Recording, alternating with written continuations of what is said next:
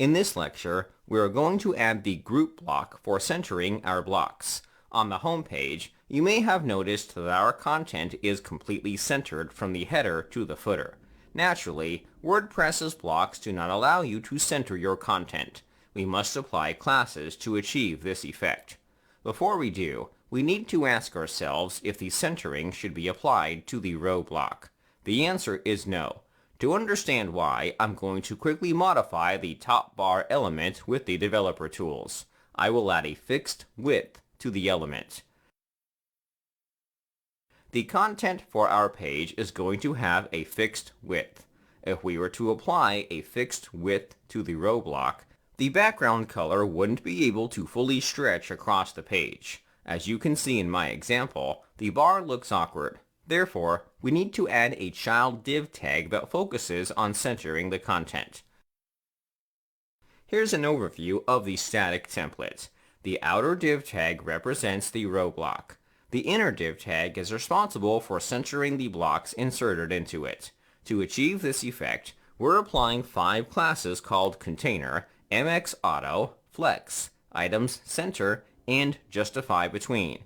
These classes are defined by our theme's CSS. The question becomes, which block will help us achieve this effect?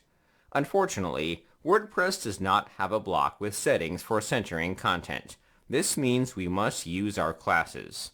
Luckily, WordPress offers a generic block called the group block. If you have heavy experience with HTML, I would say that the group block is the equivalent of a div tag. It's a very generic tag for grouping content. If you don't know what block to use, the group block may be suitable for the job. Let's try adding the group block to the row block as a child. In the full site editor, add it to the template. Afterward, let's apply the classes to the group. Underneath our top bar, we can grab the classes from the HTML block. You can find it on the second div tag. Copy the classes to your clipboard. Next, switch back to the group block. Under the Advanced panel, paste the classes into the class field. We won't be able to see the effects until blocks have been added. For testing purposes, let's add a paragraph block with dummy text inside the group block. The text won't be visible since the default color is dark. There's not enough contrast. Let's modify the text color of the paragraph block. For this example, I'm going to set the color to Udemy Gray 200. Lastly, save the template.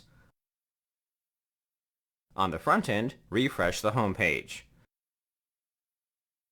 Perfect! The paragraph block is centered on the page. It aligns perfectly with the rest of our content. If we add more blocks, they should never leak outside the group block.